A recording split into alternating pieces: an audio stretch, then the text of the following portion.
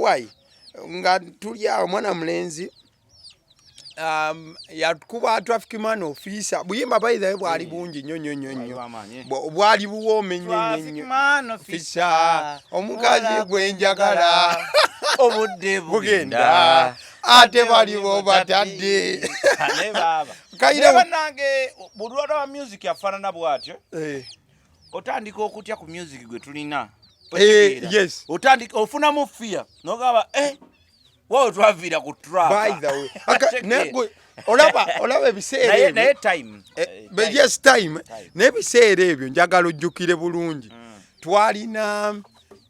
twalina gift of Kado Ready and Weasel OS Suuna.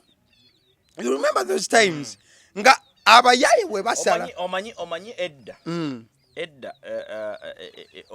ate mu project mugundi zonna mu sectors zonna edda abeeya baali batono okweya edda kwali kuki kutono nga buli muntu akola kyasobola ekyaddala ate kizibu nnyo edda in 1990s basically okutuukira ddala 2000 and maybe about 2005 kyali nga kizibu nnyo omuntu okeera ku makya n'agaa nti nze ndi muzannyi wa mizannyo gya theatre nga tasobola kwewandiikira muzannyo tasobola kudirectinga koga walina kuba full package ebiseera ebyo full package edda tewalina ng'oli asobola okuwandiikira oluyimba naye walina okuba naawe ng'oli muwandiisi nnyo mu ddwo ontegedde kitundu kinene nnyo no ng'oli muwandiisi ontegera bulungi nnyo wali olina okuba ng'osobola owandiika oluyimba kati naawe olyoka oluyimbe so that olina bwama nga akuwandiikira baasi akuwandiikira oluyimbe nga kikubeerera kizibu oba kyangu okukeera ku makya n'ogamba nti nze nayimbye nedda naawe wagamba nga nti let me you will have some input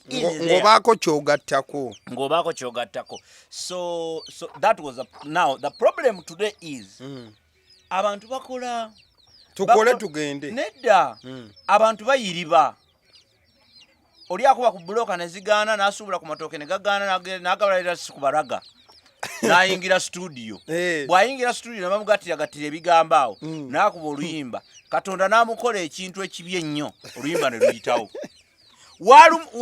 Katonda bwakola ekibi ng'ekyo oluyimba ne luyitawo nga waluyiya buyiiya oba ojja kufa nga oli munaku kubanga obeera n'ekizibu nti wabeerako ne hit okitegedde kati ate hit nga tosobola gizzaako kubanga tosobola kulimba bantu mirundi ebiri olimba omulundi gumu okitegedde bulungi so olwaleero kyetulaakinga nti abantu bonna bakola bye bakola beeyiya bweyiya ate mu sectors zonna n'ababodaboda ezo sanga wa bodaboda nga yavudde mu kyalo jjo leero nga ali ku luguudo ali okwatagala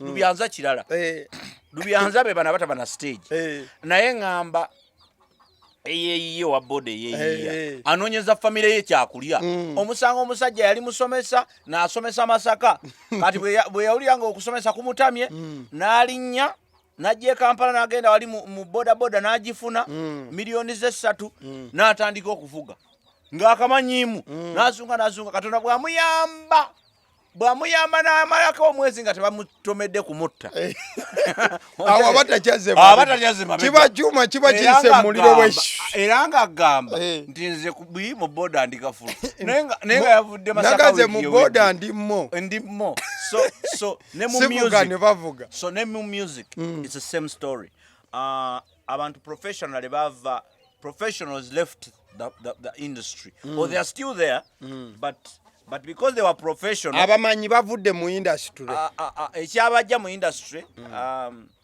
time abamu balemererwa okukoping up balemererwa okwatagana n'embeera yali etuuseewo kubanga ekyo nakyo kikulu bakamiliyoni kyekibayambye nti kamiliyoni buli kipya ekijja bakibuukira abeera part of it abaka emotoka tagireka muleka ng'atuddemu naga tugende tugende ne kino bwekibaleka kyekiriwo kubanga asobola okukuba from the professionals kubanga boskiru bazijja kuba akafeero naye abamanyi bayigira kubamanyi kakati ye alaba nti eno nsobi naye agamba if I have to be part of bano sijja bategeeza nti bali mu nsobi nina kuba nsobi yaabwe nayo nenjibakubiramu ontegera bulungi era nkubuulira abayimbi bonna bolaba bakabi ba Bebe Cool ba Bobby Wine ba Chameleone ba Mulangira Suuna ba Moze Radio simanyi ba Daleti abo bonna abaana gwe bolaba bakabi abaaliwo nga nakati ekisawe ne bakyalina kye bakugamba bonna balina input in their music balina kye bagatta ku music waabwe Bebe Cool akulagirawo nti waliwo abamuwandiikira ennyimba naye sebo Bebe Cool gwe buwandiikira tolowooza nti wandikira fala era jagamba kijja kuyita otegedde tosobola tomuyita mbuzi nti ogenda mukwata booti omukabe kwata oluyimba lulwo mbwayimbe nga gwe bw'oyagala nedda he must make that song look Bebe Cool look fine according to his tunes exactly according to him omontegera bulungi so that input ekyo ti mu Uganda tekikyaliwo kati ate mu sectors zonna naye musically oba artistically abantu bonna bakola kati ebintu babikola gadibengali amandazi nti amandazi omusisi w'amandazi omugwago agamba kangasiike nga bwe ngasiise amala gasiika gasobola oddiba agalye ontegedde bulungi that is why gadibengali so the idea here is tuli just mu era eri fake tuli mu kiseera ekifo ennyo mu buli kintu osobola kugenda kati olwaleero newogula essimu olina in fact tuli mu era embi ennyo nti omuntu asobola n'okugamba nga akuguza gamba nti eno fake eno oligino nkuweerwa kati bwe tuba nga tuli mu mbeera efaanana bwetyo expect fakeness everywhere n'abantu tusuubire ebicupuli buli kimu n'abantu bennyini bali fake oyita ku muntu ng'ali fake okyegedde ng'ali fake ye yennyini ng'ali fake omuntu yennyini ng'ali fake nga tayageranko mazima takolanko kya mazima nga ye yennyini ali fake yeka nyine bulimba nga lwaberera original wali wokka nga agenda mu buliri yekkaawo awo aberera original ngense evuddewo kati n'abeerako original eddakiika ngaaga ng'agenda kwebaka naye byawandika ku social media byonna biri fake ontegedde gyaliira gyanywera bw'agendako ku cafe javas naye byebifaananyi ng'omutwalo n'alyoka atandika obipostinga buli lunaku n'abanga agenze ontegedde kati n'ogamba nti naye nga ye kyatamanyi on his expense ali mukola javas kaki kalango so mwana mlezi Gift of Kade yabadde avayo ng'agamba nti he is one of the greatest artists to ever happen in Uganda and y'omu ku bayimbi abakyasinze ab'amaanyi abali babaddewo mu ggwanga Uganda kwegandooza tuluba lya legend well lwakuba nti ebigambo tubibuukira legend or what or not legend by the one time I would want us to have a discussion of discussing what is a legendary status mu ggwanga Uganda what does it mean omanyi legend or being a legend tujja kukyogera ku time yakyo yes Kad Gift of Kado saying is the greatest artist I think just like any other person omanyi omuntu you blow your own trumpet wekubira omulere gwe nga gwe you blow your own trumpet ate omuntu bw'ati abeera original you cannot love others nga gwe tonnakola tosobola kwagala bala nga tonneyagala ontegedde bulungi so kitegeeza nti Gift of Kado kyayogerako mazima kuba oluyimba lwe nakati fe abaaliwo tulumanyi lwali lw'amaanyi ago ge mazima yali talimba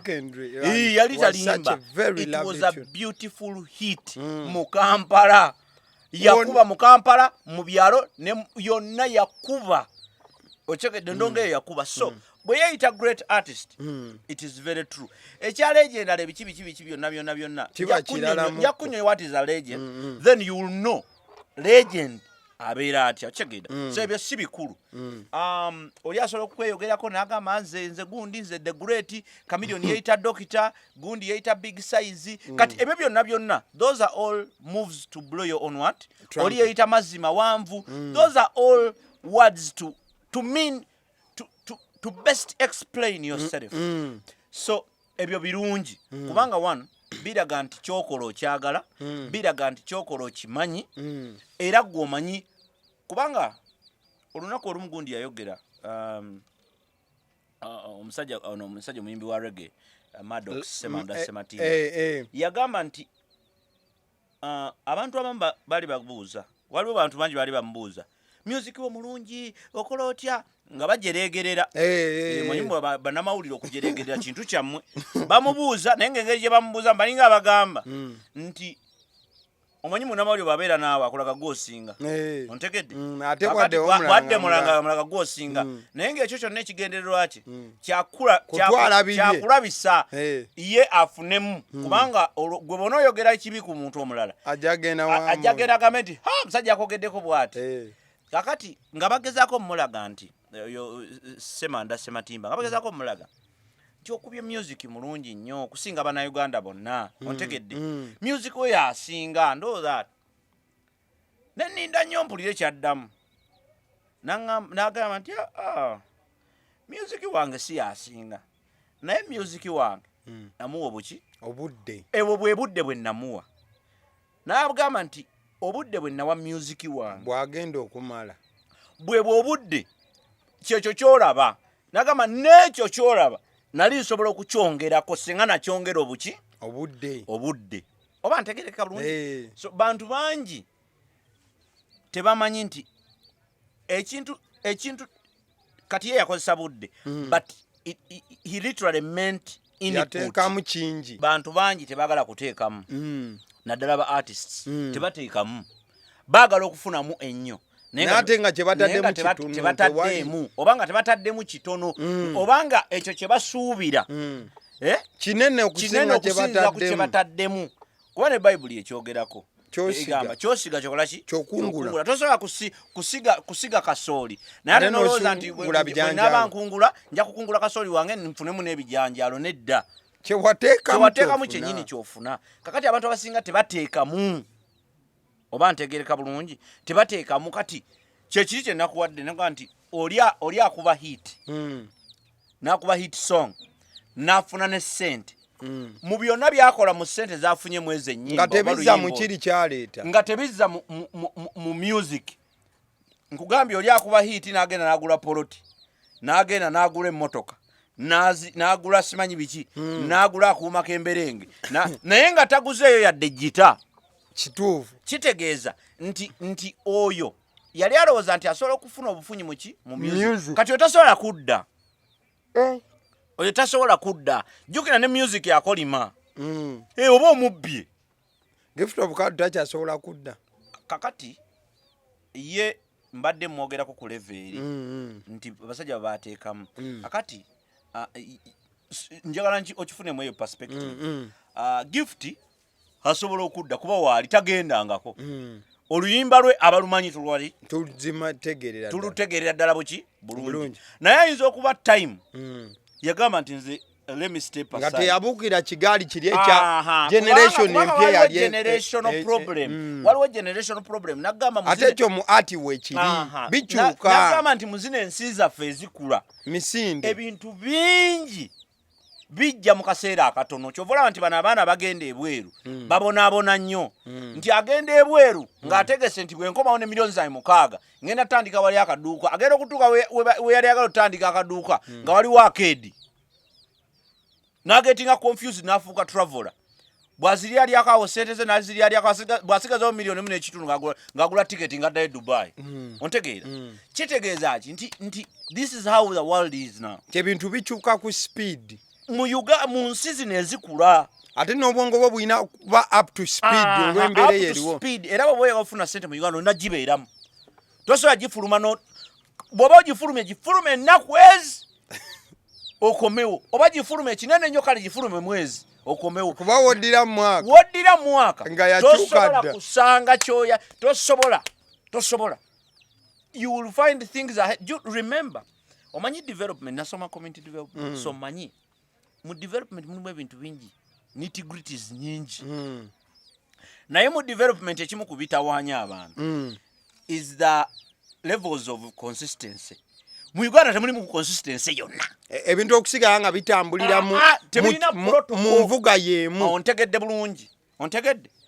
Buli omu asobola okumiitinga mu 7 at any time. Ng'ayitidde mu ango yonna gy'ayitiddemu. Ayitidde mu family, ayitidde mu hoza, ayitidde mu muko, ayitidde mu otegedde. Ontegeera ebintu biri bwe biti. Osanga amaduuka mu kikuubo gonna nga gatunda ebintu byebimu. Naye nga buli omu atunda bbeeyi ate nga buli omu atunda. Ontegedde. Oliga agamba nti nze ekikopo ekyo kitunda nze kilo ngitunda 375 ng'oli agitunda 380 ng'oli agitunda 330 nga tewali poliisi emukwata nga tewali ki naye nga bonna bakola ki batunda depending on what factors bose beecreatingiddewo. Oli ayinza okuba nga quality y'ebijanja b'ennungi, oli ayinza okuba nga onaamugulako mukwano gwe, oli ayinza okuba nga onaamugulako ono gwaguza atwala mu dduuka ye, ono ayinza okutegera. So there are so many factors zibireeta ebyo. So kati gwe bw'oba ovudde mu Kampala oba mu Uganda mu mbeera eyo noga nti nja kudda, kati abayimbi bangi ku level eyo mu kiseera ekyo aba wanu baddukanye ebweru. Abayimbi twafiirwa talent nyingi ng'egenze ebweru. Remember, ogenda ebweru okuleka kati nga kigenda kikkakkana naye edda okugenda ebweru it was a sign of success.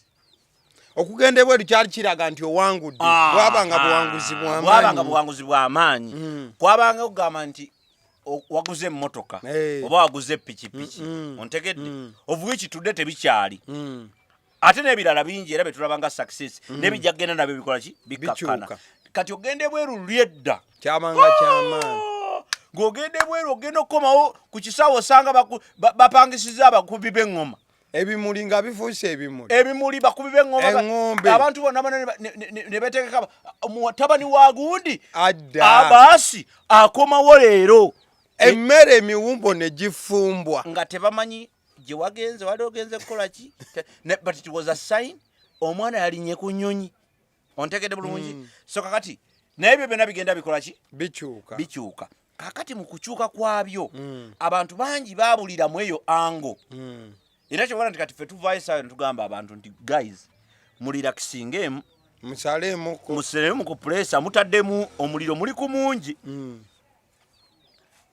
Okugende abantu bangi twafiirwa talent nyingi nga zigenda ebweru. Nga kati bwe tufiirwa abantu abagezi nga bagenda ebweru. Omuntu ava wano nga musomesa n'agenda eri omusajja omuwarabu n'amwozesa ebintu. Ebintu kwoza plate bwoti n'oyoza ebintu kusino simu enyumba naye ate income yeri esingako kuya anti wuliriza ekyo nakyo nja kikusomesa. That is for another day. Kati income yayo kati nina point yange gye nadde njagala okuleetera. Waliwo argument gye ndabye. Argument ero nadde mpulira njagala nnyo kusingana nga ndaba n'obudde tebutuuka. Osobole okumpa kikyoyinza okuŋŋamba. Cindy needs the battle more than Sheeba. Nchiddamu. Cindy needs the battle more than Sheeba. Eyo discussion ebadde ku internet ng'etegeeza nti Cindy yeetaaga nnyo battle okusinga Sheeba. Kiki oyogera ku statement efaananako bwetyo bw'obanga ogisiŋŋaanye?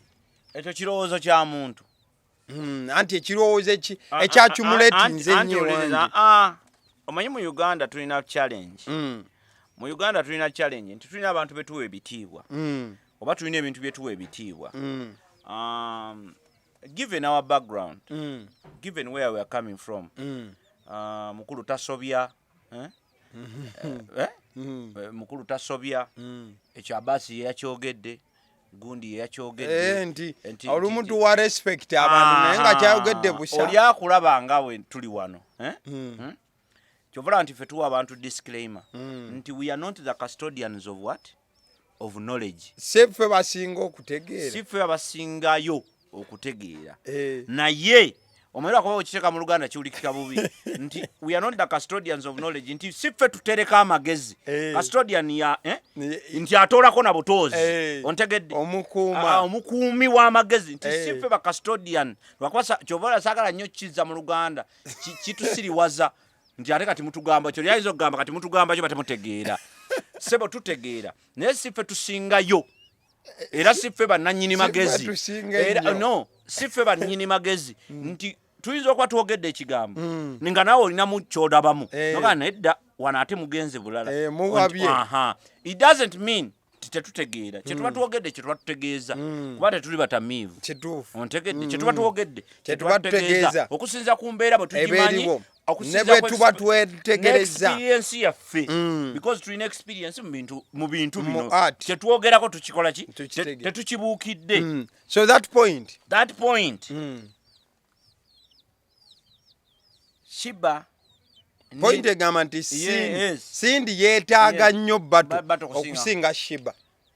Bato yonna eba Bato ontegedde bulungi kyokka ekyenjawulo ekiri mu Bato ez'ekikula nga ekya Sindi nani ne Sheeba nze ndowooza nti bombi beetaaga nnyo Bato wabula kye tulina okwebuuza egenda kugasaani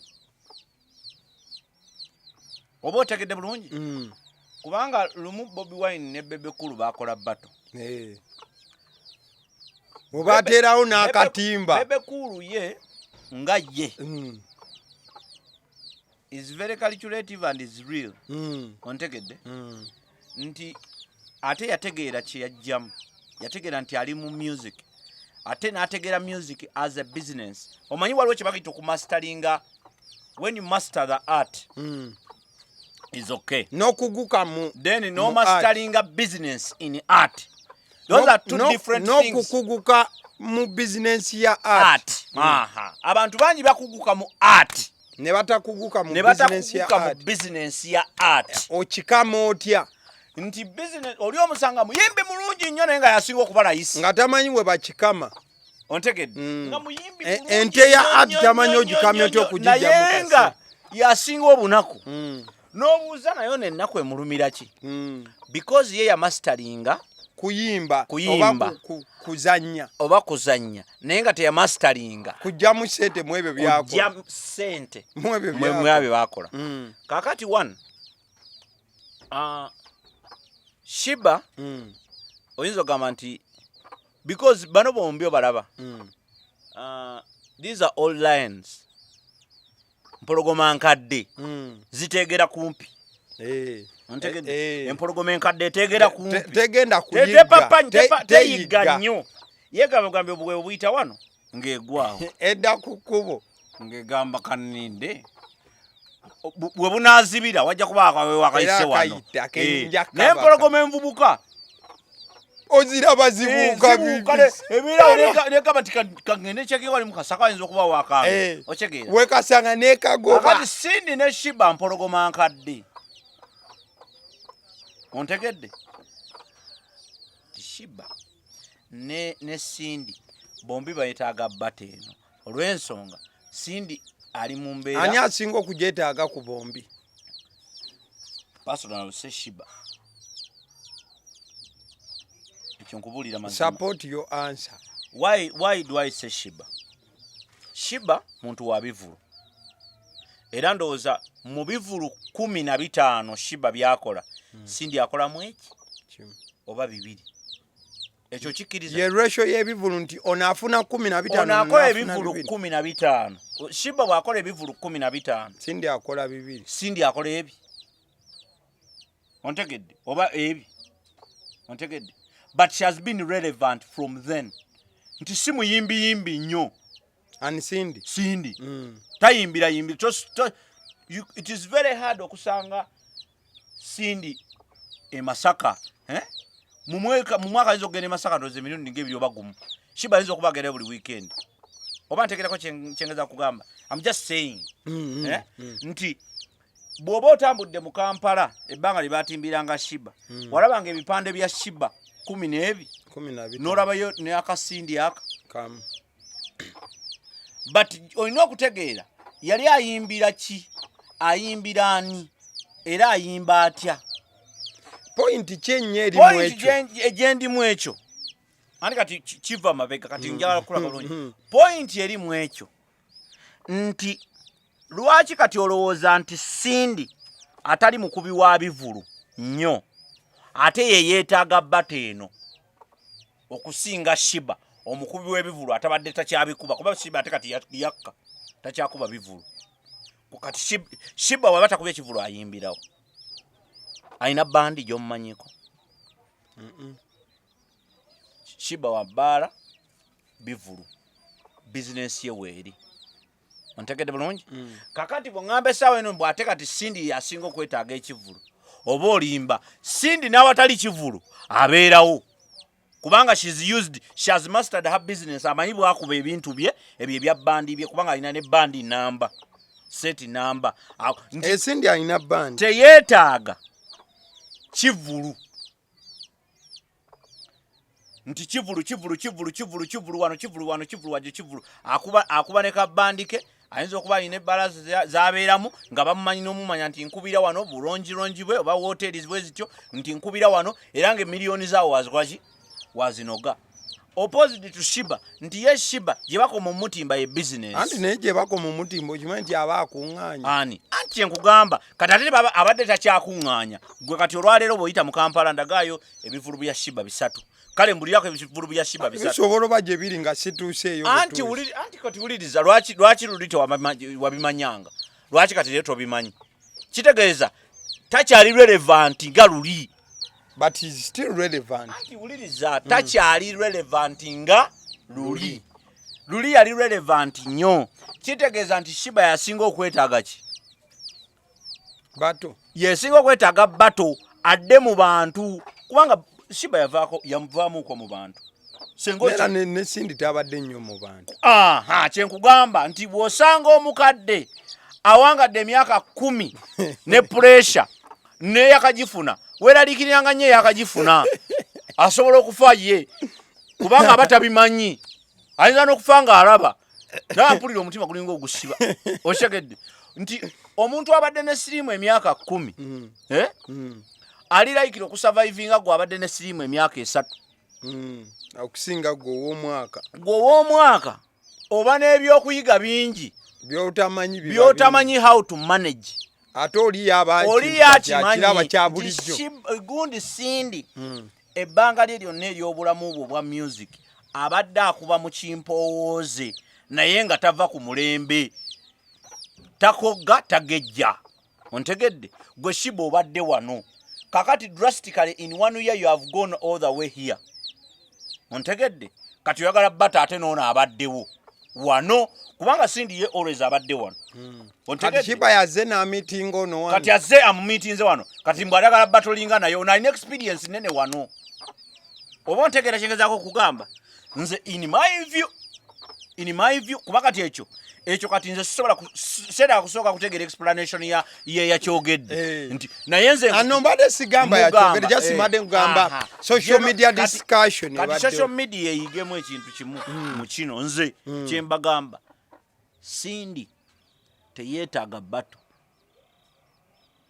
Cindy gundi yasinga okwetaaga bato ani gundi ono muwala wammwe Sheeba kubanga Sheeba omwaka guno gwonna oguweddeko abadde tayimba naguno gwonna nikuva gye gwatandikira tuli mwezi gwa 7 tayimba twali wano ku Mande tayimba naye nga Sheeba wedda abadde nga atuwa ekivulu ekyamaanyi buli mwaka kati etegese saawa eno tekiriiwo guno omwaka bato bwetebeerayo let us go that slow bato bwetebeerayo Sheeba aba ayimbye abajja tukuba kivulu ki agenda kikuladde we still have time my friend which time senga batandika dda okukyogerako July ali mu kuggwako July aweddeko tugenda wuliriza toddamu kwogera bya July aweddeko oyina August September October November December emyezi 5 esya olanga mu ebiri ogwokusatu n'obabamba katulowooze bwe tutyo ku Lwokubiri twali wano ku Mande twali wano then ku Lwokubiri mwana mulenzi simanyi obagayo yo mfanyi oluyimba kati loyinza okumanya mu kusooka anya kokonyo ani kokonyo wawulako oluyimba olwo kavubuka bakayita King Fa by the way kayina oluyimba lekakuwa mama nze wandeke eno biki it's a very sweet jam babi ne kafuna accident kasajja kattu kafuna injuries ku mutwe then n'okugulu okwo kwafuna obuzibu bwa ddala era bagenze maaso n'okubanga bakuteekako ekipulasita ndowooza osobola okukaweerezaayo ku bubaka obukagumyagumya kasajja ka Katonda artist atandika but it's very sad and very young okuba nti kati ate yavudde miswiba agumemu kyanaku ate Uganda nga bwogimanyi tetulina insurance tetulina kintu kyonna kati omwana ng'oyo kukuba kubonaabona babanga family temukwatiddeeko kuolumuffe family zezitukola ki zezikuyebererawo nga bitabuse zezitubeereddemu nga obeera mu ati ono n'odigida n'okola ki okay si kudigida but n'okola n'olwana naye ati kyaliko Uganda teba appreciating ati kyaliko naye kati bagoba mu nyumba n'okubira sister wesi n'omugamba omanyi landlord yazze nomanyi ati wa Uganda kyanyumako abantu bakutunula baye batunula abantu abali mu art babalabanga abantu abejjalabe abatalina kye bakolera abali mu ensi ekula kyekiri kye ngamba nze I don't blame them we need to appreciate that ensi eri mu kukula bukuzi lulyedde omuyimbi yabeeranga muyaaye yayayuse ate yatandise okuyimba otegedde kakati ate kati waliwo abantu abagamba kuba ffe tulina abazadde luli bakuyitanga muyaaye tulina kati abazadde abakugamba omwana munkwatireko ekyo kituufu mujje muyigize era ffe abantu besinga mutiyaigi tulina baana ontegedde baana b'abantu nkugambe gundi bamutukwasa Prince Oma bamunkwasa ku National Theatre era nadduka ngenda kuddamu kuwulira ng'ali muki mu music ng'ali France then akona kumawo nga ndaba ali mu music but the idea is abazadde abamu batandise okkizuula nti si buyaaye oba nti ati yayina akaddako kati ekyo tukikweraliikiriza appreciate it bw'onookya appreciatinga ojja kuba n'emirembe naye oyo omuvubuka King Fa kyannaku ate tuli mu ggwanga nga Uganda nga bwe nkugamba tetulina insurance policies just imagine abadde nga afuna mbuvulu kati okugulu kwakyuse kwagize bakutaddeko ebipulasita omutwe nagwo gumusibe same applies kati kukono yakola kabina kagundi ka cement gundi ya cement lusuku lwa cement alimpa naye yakannyo because of that yakosebwa nnyo luyimba lwe yakalukuba kanono ale naye nakolera omuvuyo ku kitanda abaana just ayina mpisa teyakuzibwa no tekakuzibwa ebyo nze musasira ng'omuntu naye olwekyamutuukako naye mpisa embi teyakuzibwa just ate ekyo gosi musango gwate naye gwe abazadde abamukuza ffe kigamba abantu ago mazima teyakuzibwa ontegedde alimpa teyakuzibwa just musajja watu teyakuzibwa naye kati ne bwona omunenya tolina kyakukola abaganda bagamba nti akakyama amamera kamenye kabumenyesi ne bayibuli egamba train a child in a way you want them to grow so that when they grow up they will not turn away from the path tebajava kukuberewa bateekamu kakati bazadde be balina ogwo omusango I cannot blame kyovala ekyo nze saakyogerako whatever was happening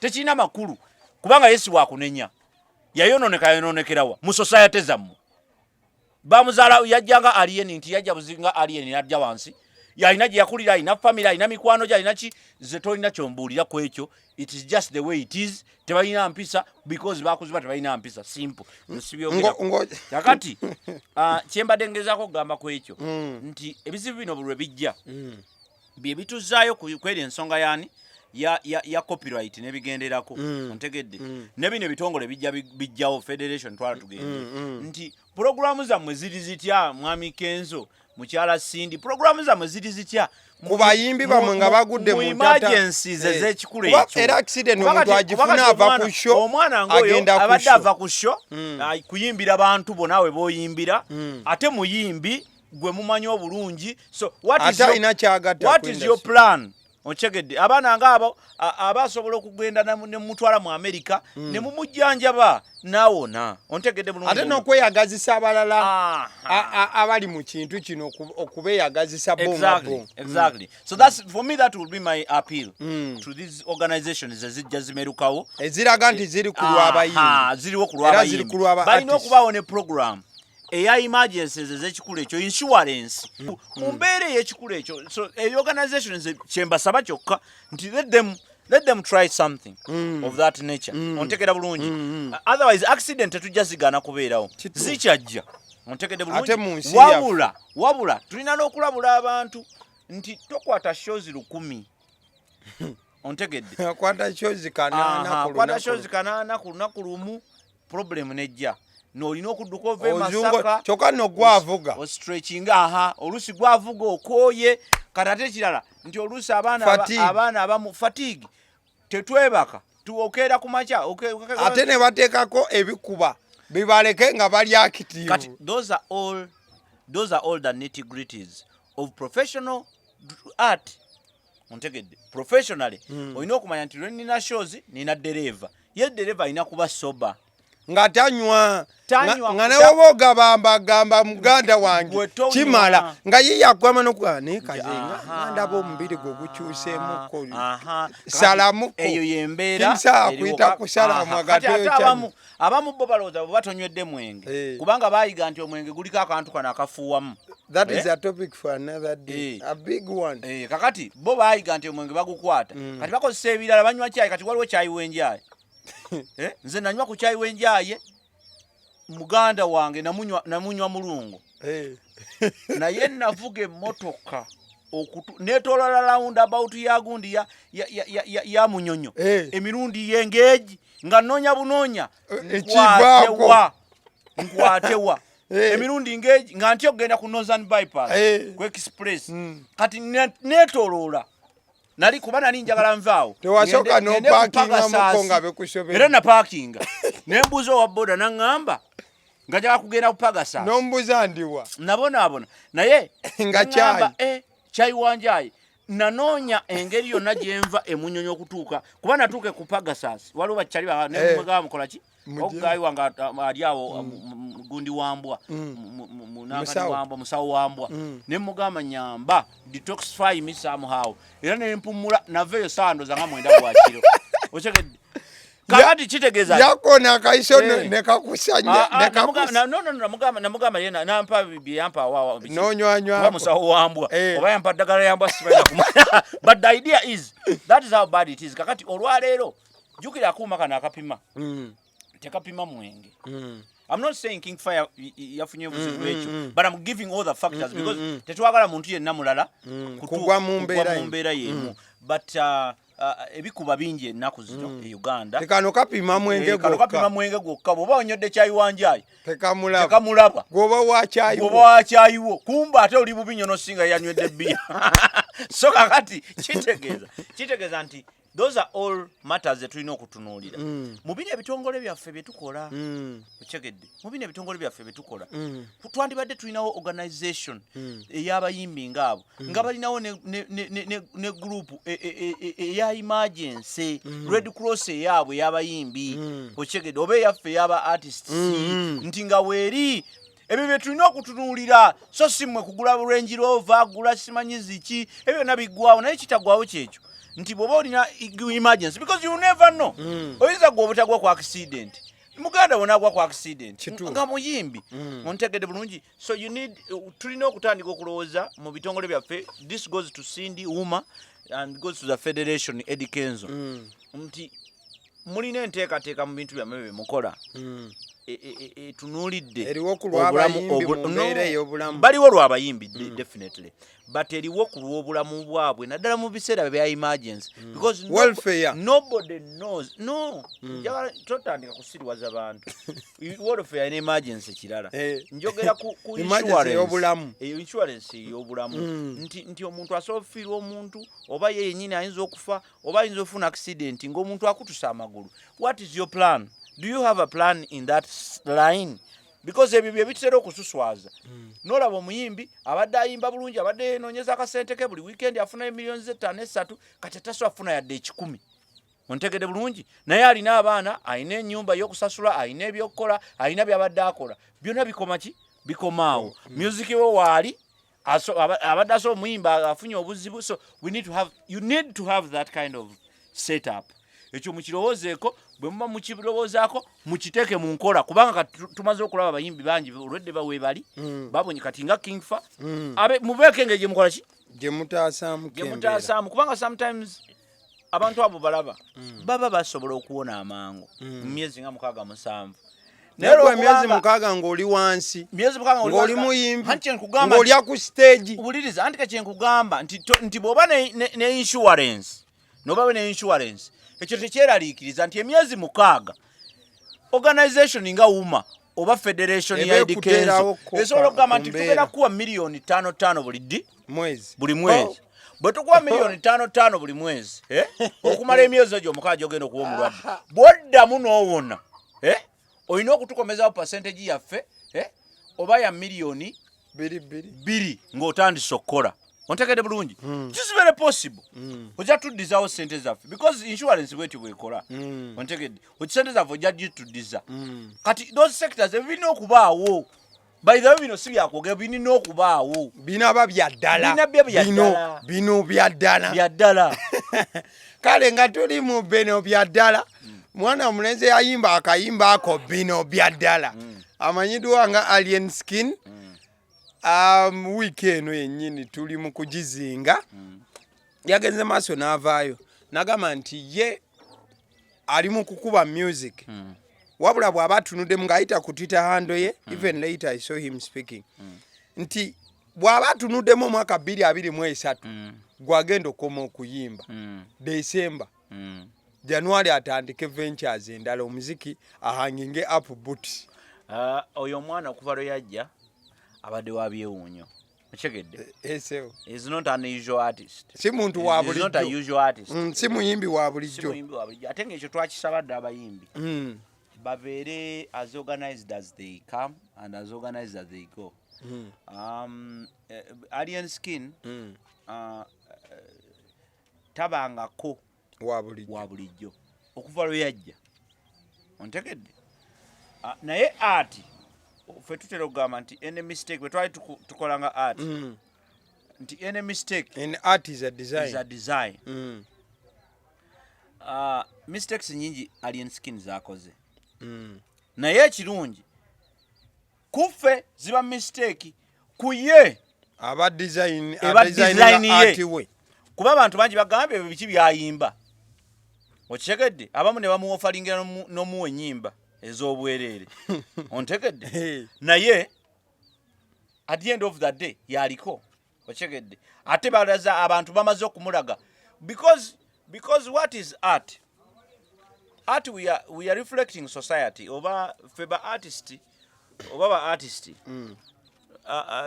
we are the mirror yefe ndabirwamu abayiya yendabirwamu yeyo gye tuva bikizibu nnyo oli okuzannya kintu ekiri mu ggulu kyovola nti amoti ebyo yabisobola yekka ye naakugamba nti mu ggulu nabaddeyo nendaba Katonda ebyo oli amanyira ddala nti omusesa busesa naye si bituufu naye ebintu ebisinga betuzannyo oba byetukolako firimu zennyini zetulaba nebiki byonna firimu zetulaba music gwe tuyimba ku bulamu bw'abantu n'embeera z'abantu gye bava tuzannya ku bulamu bw'abantu so it is life real life gwoyinza okuyimba wano oluyimba nga terukukwatako nga gwe oluyimbe buyimbi naye nga olina obulamu bw'omuntu bwokola ki bwokutteko kitegeeza nti we are the mirror of society society gye tulina olwaleero abantu abafaanana nga Alien Skin be basingamu obungi okikkiriza oba okigaana siwakana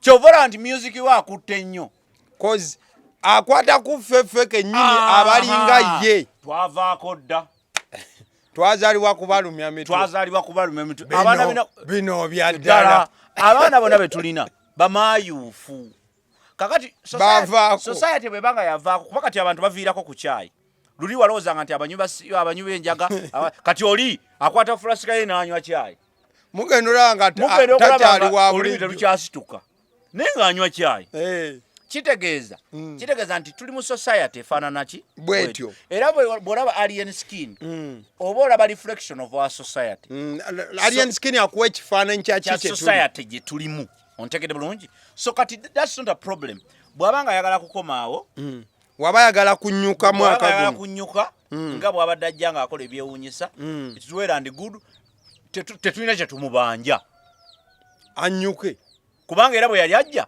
tetwamuyita tetwamugamba ko nti jangu alien skin twetaaga alien skin genda nga bwe wajja bwe genda webale kujja naye kati kwagadde nnyo bw'oba oyagala genda nga bwe wajja. My only advice is kubanga amagezi tugawa nti togenda kubanga abakufaanana nga bakyaliwo tukyagala music kuba tukyaliwo gamba tukyaliwo ne music tukyamukola ki tukyamwetaaga. Ekibi ky'abantu kwe kugenda ne baagala ate okudda usually bagenda okudda nga tetukyagala koga bw'aba agenda agendere ddala omanyi bwe baba bakugatta mu ennamirembe baali bangattera ekigambo ekyasinga okunkanga nga bangatta ennamirembe mu bufumbo obutukuvu oyo Nsireko yaliyo gundi yambuuza ate mukwano gwange Reverend wange yangatta musajja wange yambuuza naŋŋamba omutwala byonna ebibyo obimuwa ne batuka ku kigambo ekisemberayo ddala kyali kigumu nnyo nti abantu bonna bwe baba bagamba nti bannaye waliwo agamba nti omusajja ono tasaanidde kutwala mukyalo ono neŋŋamba abayaye kabagende bamuukeeyo ne bamala bagamba nti kakati bwe baba musirikirenga ddala neŋŋamba kiwedde kakati alien skin bw'oba ogenda making sure nti osazeewo okola ki ogenda tofunanga ekinyegenyege n'okola ki nodda kubanga bw'onodda tujja kuba twakwerabira nkugambe nti mu Uganda ensi zino ezaffe ezikula zitambula na bigenda ate speed nyingi kubanga ensi ekula ewiiki emu tutijja funayo alien koko tuyina na alien queen twafunye alien queen kati tufunye alien queen ekinavamu ojagenda okuwagala okukomawo nga gogamase na alien skin nga bagamba nti alien skin byebiriwa jukira n'abaana bakula yaluwa gwaluwa omanyi wekiruma nga bakubuuza gwaluwa kibuuza abayimbi abaagwa kibi nnyo ng'oli nga wabeeranga musajja mmekete ng'omwana akubuuza onjasa biggu ekyana ku TV nga kikubuuza wayimba luyimba ki ng'ekyana kiri ku TV nga wayimbira kyali kifuka mu pampa nga kikubuuza ate kozi wayimba luyimba ki likubuuza kojja liba kati likuita amanya kojja muzeeyi gwani yemmwe baliwa so balabire nnyo ba alien skin nga tebanagenda balabire nnyo ku bayimbi nga baragadi jajja ragadi akulaga nti yawummula music naye waali era presence ye kyajuulira nti kitegeeza nti osobola ova mu music naye n'osigala ng'osupportinga music ng'oliwo ku lwa music era okola ku lulwe. Thank you so much. Kati as you're thanking me, we are nearly winding up with the show today. There is a point in fact ye story gye tugenda okugazaawo kati Suuna Beni atandise Suuna Beni then Suuna Beni ne Lil Pazo waliwo Lutalo ssebo lubadde nno lwaddala. This is the first time I saw Suuna Beni not happy. Suuna Beni nearly wanting to cry, to shed tears. Suuna Beni yayogedde nga omanyi musajja kyemmanyi Suuna Beni alabika musajja ali genuine. Kati yayogedde nga ayagala nakukaaba ng'ekisinga omukaabya okimanyi. Lil Pazo yayogera ng'alaga nti Suuna Beni tamuyambye kimala. Point 1. Point 2. Lil Pazo ng'agamba Suuna Beni alina ekintu kyeyankola. In fact kano ke kasinza oluluma Suuna Beni. Lil Pazo ng'agamba Suuna Beni alina ekintu kyeyankola. Wendiba ntuuse okufa ku deathbed yange ndikibabuulira oba okitegeera kati Suuna Beni n'agamba Lil Pazo otuuka otya ku sseerigamba nina ekintu kye nnakola otuuke ne ku sseerigamba mbu bw'oliba ofa olikyatulira ensi secondly Suuna Beni agamba nze Suuna Beni sikwagaliranga ku mukazi obudde bwe twasulanga ffenna tewalina mukazi wandigambye nti oba nakwagalira ki mukazi okuzzaako emabega nga nkuwa akazindaalo okuzza emabega Lil Pazo yayaniriza Suuna Beni mu Kampala era Lil Pazo yasuzanga Suuna Beni nga bebeera menna bati nze kati esaawa zino kino nkyogeranga nze ali ku muzindaalo Suuna Beni oyo namuwuliranga kubukedde famma yalinga akuba sho ekiro nga Suuna Beni buli dakiika akuba obuyimba busatu nayisawo Lil Pazo namukubiranga amasimu Lil Pazo eri sho walinga tunatera giyita the Lil Pazo show oba kitegeera nti Suuna Beni naye mu butono bwe yayinawo yasitula Lil Pazo ne sekusitula ki yenna kwa artist yenna tomuwa kira tomuwa mere tomuwa sente tambuza erinnya lye oba kitegeera oboone omuwadde obugagga obw'ensibo nti Lil Pazo ne kyetumanyika essaawa zino mwana mulenzi akola ki totawaana na bigambo bingi. Let's roll with that. Totawaana na bigambo bingi. One, njawa kusaasira ku mukwano gwange. Suuna Beni. Suuna Beni tobonaabona nansi. Ensi bwetyo. Ekyo nyiza omugamba. Ensi bwetyo? Bwetyo. Nze byogamba ebyabukedde. Famma na biki. Tulina ekizibu ky'abantu abatujja mu byalo ne batuleeta e Kampala. Ontegedde bulungi? Abantu abo beerabira nti Katonda aba abakozesezza ekintu ekirungi ne balowooza nti bo be bafuuse bakatonda baffe. Kuba buli dakiika ndi amulangira oba nti yamuyamba. Katonda akuwa omukisa okubaako omuntu gw'oyamba. Kyovula nti abantu abamu balina ebisiraani bingi. Katonda akuwa omukisa okubaako omuntu gw'oyamba. Kati ate bw'omuyamba n'omufuukira gwe wennyini ate ekisiraani. Lil Pazo okuba nti buli muntu yenna ava gy'avudde ng'ajja Kampala va kuffe abatonotono abazaalibwa wano zaagala biyingiramu ebyo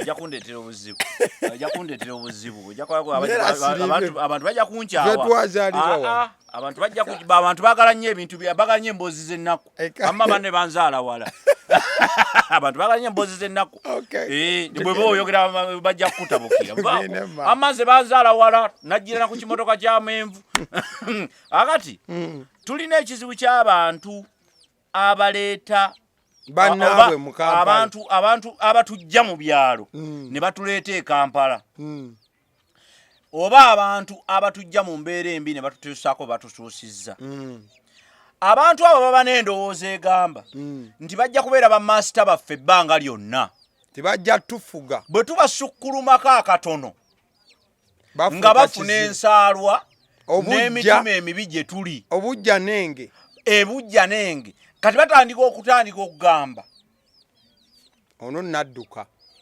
ava mu perimita zange era weewuunye nnyo abantu bangi be tukolaganye nabo batukyayirwa kuba tubasinzeeko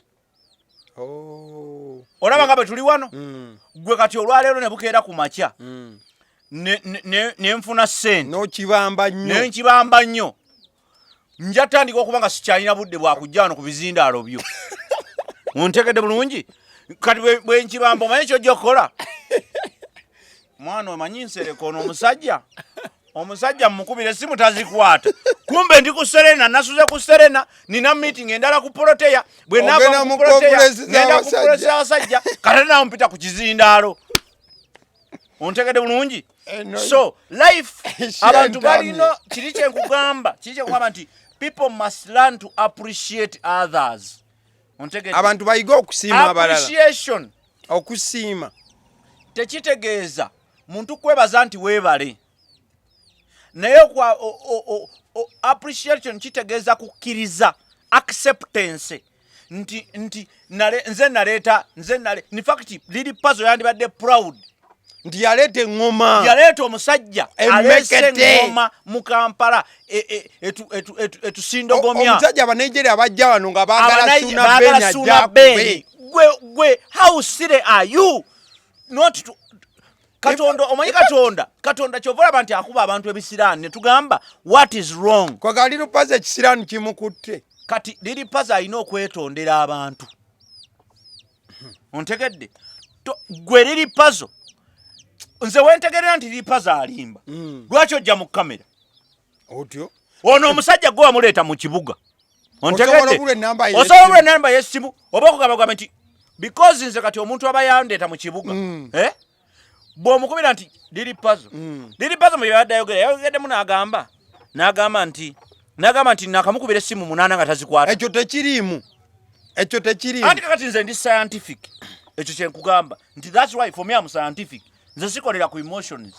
Kankwayo kasi. Nze Lil Pazo y'omu ku bayimbi bange abansingira. Alina ekiroboozi kye kyanjawulo. I love him. Genda ogule mmoto. Oleme kufa nga toguze. Nedda yayimba n'ekiyimba ekirala ng'awonye. Baka abasajja. Lumu n'ayimba n'ekiyimba ekirala. Baka abasajja lumbe. Ng'olabe n'ebizibu ediriisa. Ng'olabe n'ebizibu ediriisa. Nze I loved that jam. Naye leka nkubulira amazima. We must give respect where it is due. Tuwe ekitiibwa we kisaanidde. Lil Pazo bw'oba ondaba mu kamera. Please. Eyo si enkola entuufu. Ffenna tutambulira mu kunyiizibwa abantu batunyiiza.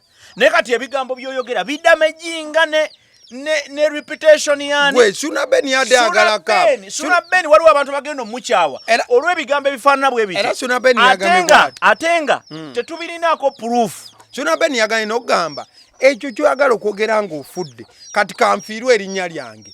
Kyogere kati. Ontegedde kubanga era kyo kye mbadde njijjako nti ngaba nze ndi scientific. Ekintu ekinyiiziza bwe mbanga ndi genuine. Ekintu ekinyiiziza olwaleero nkyogera leero. Tolinda totanja n'olinda ggulu. Nze ekintu kyonna bwe mbanga ngambye nkikankireke mba nkirese.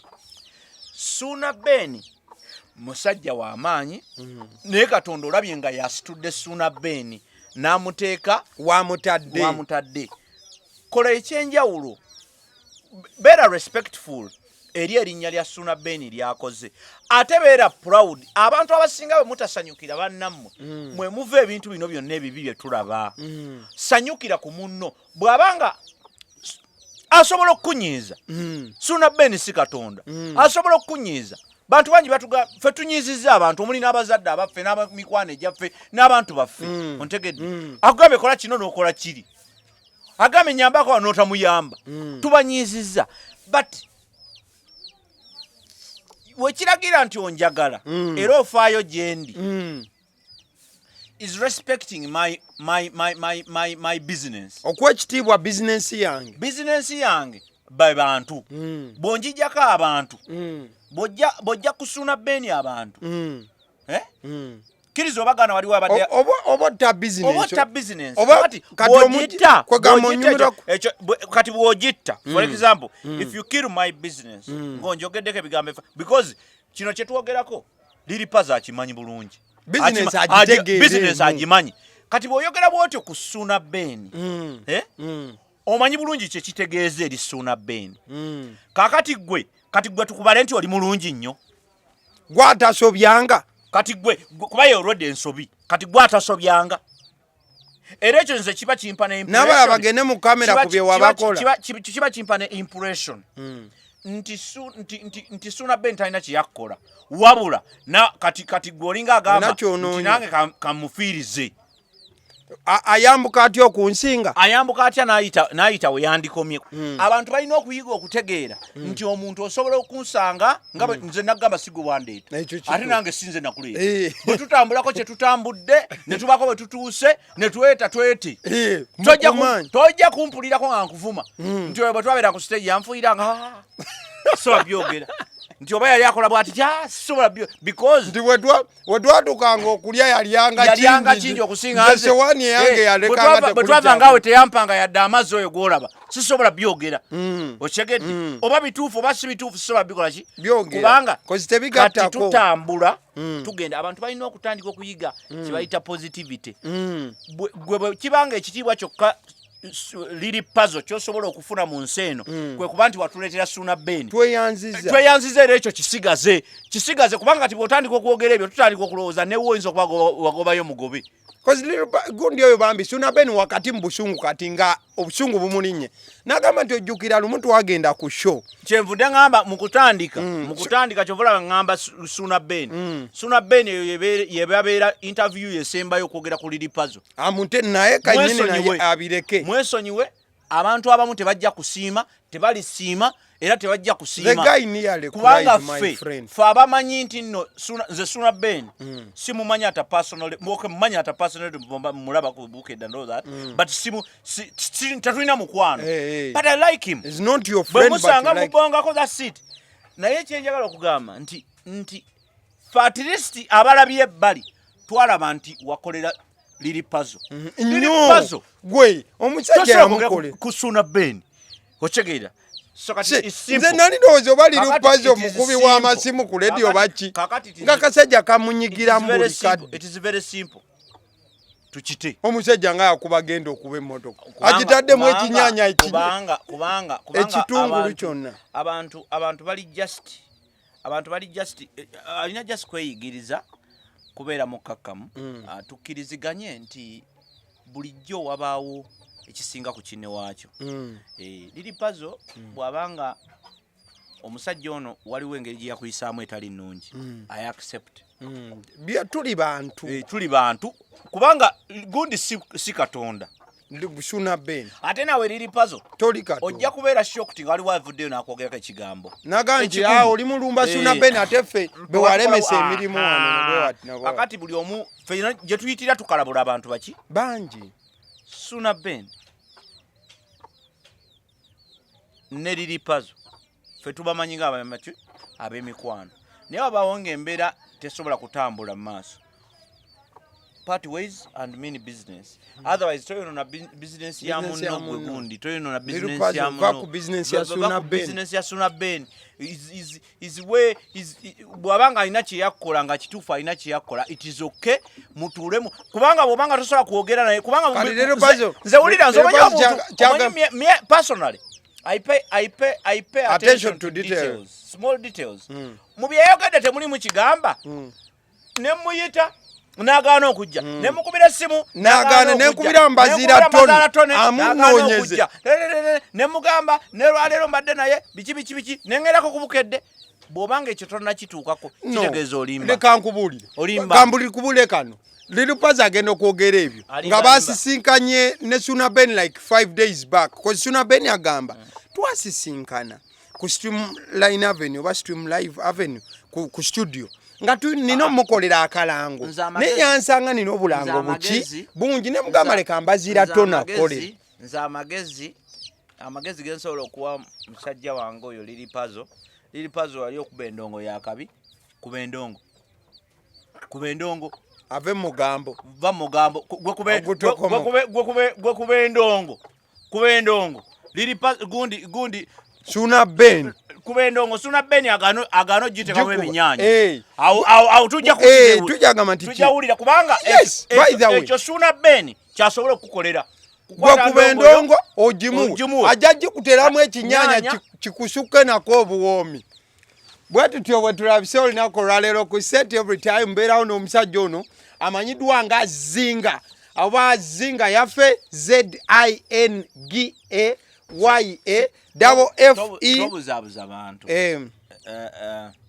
Zinga yaffe sirinnya lyo kitongole kyakola naye nze muyita Zinga nze Samuel Kalungi ye Samuel Kalungi but ku set wano muyita Zinga era mbeera ne Zinga wano kitongole kyenkolera kubanga bakama bange basobola okungoba oli ayinza okugamba nti omusajja yetumye ne kampani yaffe ssebo lyerinnya ly'embu okitegeera kyekitongole kyenkolera so akomusobola okwongerako nti Zinga yaffe naye nga nze Samuel Kalungi Zinga yaffe yeah man. So bwe tutyo bwe tubeera mukwano gwange YouTube channel kwe tubeera yene yagaliwo abasidi omusunsuzi ali erinnya eryange mikwano gyange mwebale nnyo mwebale ddala bagenda maaso n'okubanga mukola byonna comments zonna ffe tuzaaniriza mu buli ango kubanga ffe tubagamba our disclaimer is simple. We are not the custodians of knowledge. Siffe tutegeere nnyo nedda siffe bannannyini magezi siffe tutereka amagezi mbututoolako butozi netugaba siffe tutereka amagezi nabwe kityo ffe bye twogera wano bye tulowooza naye tubiprovinga scientifically. Kale katugende tunoonye ku magezi amalala atujja kudda n'ekibbo nga kijjudde mbeere bulungi mmwe.